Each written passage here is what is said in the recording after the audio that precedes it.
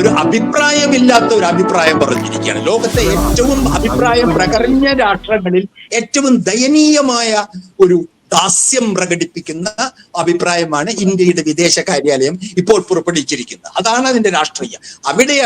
അവിടെയാണ് ഞാൻ പറയുന്നത് ഇന്ത്യൻ ജനതയെ സംബന്ധിച്ചിടത്തോളം ഒരു സംഗതി കൂടി എനിക്ക് തോന്നുന്നത് ട്രംപ് ചെയ്തിട്ടുണ്ട്. അതായത് റഷ്യയുടെ യുക്രൈൻ അറ്റാക്ക് അധിനിവേശം, ചൈന പ്ലാൻ ചെയ്യുന്ന തൈവാൻ അധിനിവേശം, ഇതിനൊക്കെ ലെജിറ്റിമസി കൊടുത്തിരിക്കുകയാണ് ട്രംപ് ഇതുവഴി. തീർച്ചയായിട്ടും വളരെ ശരി, വളരെ ശരി.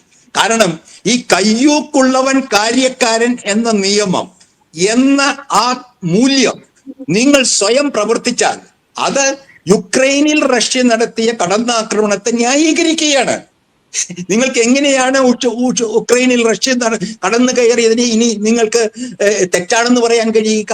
നാളെ ചൈന തൈവാൻ പിടിച്ചടക്കിയാൽ അത് അവരുടെ സ്വാധീന മേഖലയിൽപ്പെട്ട അവർക്ക് അവകാശപ്പെട്ട വെനിൻസുലയും അമേരിക്കയുമുള്ള ബന്ധത്തെക്കാൾ എത്രയോ വലിയ ബന്ധമാണ് വംശീയമായും രാഷ്ട്രീയമായും ചരിത്രപരമായും ഈ ചൈനയും തൈവാനിലെ ജനങ്ങളും തമ്മിലുള്ളത്.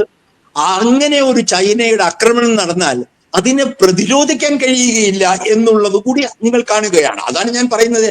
അങ്ങനെയെല്ലാം ഉള്ളപ്പോൾ ഇന്ത്യയിലെ മോഡി ഗവൺമെന്റ് അതിനെ എതിർക്കുന്നില്ല എന്ന് മാത്രമല്ല, ഇന്നലെ ട്രംപ് പറഞ്ഞിരിക്കുന്നു, അദ്ദേഹത്തിന് എന്റെ മനസ്സ് നന്നായി അറിയാം, മോഡിക്ക് നല്ലോണം അറിയാം, എന്നെ വെറുതെ പിണക്കണ്ട, എന്നെ സന്തോഷിപ്പിച്ച് നിർത്തലാണ് രാഷ്ട്രീയമെന്ന് നല്ലവണ്ണം അറിയുന്ന സുഹൃത്താണ്. അതുകൊണ്ട് അതിവേഗം അദ്ദേഹം റഷ്യയിൽ നിന്ന് എണ്ണ മേടിക്കുന്നത് നിർത്തുമെന്ന് പരസ്യമായി പറഞ്ഞിട്ടും പ്രതികരിച്ചിട്ടില്ല.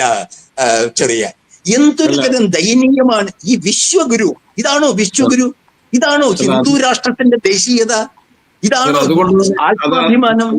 അത് നമുക്ക് മനസ്സിലാവും. അതുകൊണ്ട് തന്നെയാണ് സോഷ്യൽ മീഡിയയില് സംഘി, അതായത് RSS BJP ഹാൻഡിലുകള് നമ്മൾ ഇതുപോലെ POK പിടിക്കണം, ബംഗ്ലാദേശിലെ ചിക്കൻ നെക്ക് ഫ്രീ ആണ് എന്നൊക്കെ പറഞ്ഞൊരു ക്യാമ്പയിൻ അവര് ഇൻഫോർമൽ ആയിട്ട് തുടങ്ങിയിട്ടുണ്ട്. നമുക്ക് ചിരി വരും ഇത് കണ്ടു കഴിഞ്ഞാൽ. അതായത് അമേരിക്ക ചെയ്തതിന് തുല്യമായിട്ട് നമ്മൾ പാകിസ്ഥാന്റെ അടുത്ത് POK പിടിക്കാം എന്ന് പറയുമ്പോൾ, അല്ലെങ്കിൽ ബംഗ്ലാദേശ് വെട്ടിമുറിക്കണം എന്നൊക്കെ പറയുമ്പോൾ എനിക്ക് തോന്നുന്നത് ഇത് മുഴുവനും റിഫ്ലക്ട് ചെയ്യാനുള്ള ഒരു മാത്രമാണ്. അമേരിക്കയെ ചൊടിപ്പിക്കാതെ എങ്ങനെയും ഈ ക്രൈസിസ് ഓവർകം ചെയ്യുക എന്നുള്ള ഒരു തന്ത്രം മാത്രമാണ് എന്നാണ് എനിക്ക് തോന്നുന്നത്. അത് നമുക്ക് അഖണ്ഡ ഭാരതം പുനർസൃഷ്ടിക്കാനായിട്ട് ട്രംപ് നല്ല മാതൃക തന്നിരിക്കുന്നു. ശ്രീലങ്ക പിടിക്കാം, അഫ്ഗാനിസ്ഥാൻ പിടിക്കാം. അപ്പൊ അതുകൊണ്ടായിരിക്കാം RSS ഹാൻഡിലുകളും RSS നേതൃത്വവും ഇത്ര ദാസ്യം നമ്മുടെ പരമാധികാരത്തിന്റെ, ഇന്ത്യൻ പരമാധികാരത്തിന്റെ, ഇന്ത്യൻ സ്വാഭിമാനത്തിന്റെ, ഇന്ത്യൻ സ്വാതന്ത്ര്യ സമരത്തിന്റെ പാരമ്പര്യത്തെ കാര്യമാക്കാതെ ഈ അമേരിക്കൻ നിലപാടുകൾക്ക് ഏക രാജ്യം ലോകത്ത്, ഞാൻ പറയുന്ന അഭിപ്രായം പറഞ്ഞതിൽ ഏക രാജ്യം, എന്തിന് യൂറോപ്യൻ രാജ്യങ്ങൾ, യുണൈറ്റഡ് നേഷൻസ്, ഇവർ പോലും പറഞ്ഞത് പറയാൻ കഴിയാത്ത ഒരു അവസ്ഥയിലാണ് RSS സർക്കാർ, ഇന്നത്തെ ഇന്ത്യൻ യൂണിയൻ സർക്കാർ എന്നുള്ളത് നമ്മളെ ചിന്തിപ്പിക്കണം. നാളെ ഇത് യുദ്ധത്തിന്റെ സാധ്യതകൾ വർദ്ധിപ്പിക്കുന്നു, ഇന്ത്യയുടെ പരമാധികാര നഷ്ടം വർദ്ധിപ്പിക്കും. വേറൊരു രാജ്യത്തെ കുറിച്ച് ട്രംപിന് ഇങ്ങനെ പറയാൻ കഴിഞ്ഞോ? ചൈനയെ കുറിച്ച് പറഞ്ഞോ? റഷ്യയെ കുറിച്ച് പറഞ്ഞു? വേറെ ഏതെങ്കിലും രാജ്യത്തെ കുറിച്ച് എന്റെ മനസ്സറിയാം, എന്നെ പേടിയാണെന്ന് പരസ്യമായി പറയുന്ന ഒരു വൻ ശക്തിയുടെ മുമ്പിൽ പഞ്ചപുച്ഛമടക്കി നടക്കുന്ന ദേശീയതയുടെ വക്താക്കൾ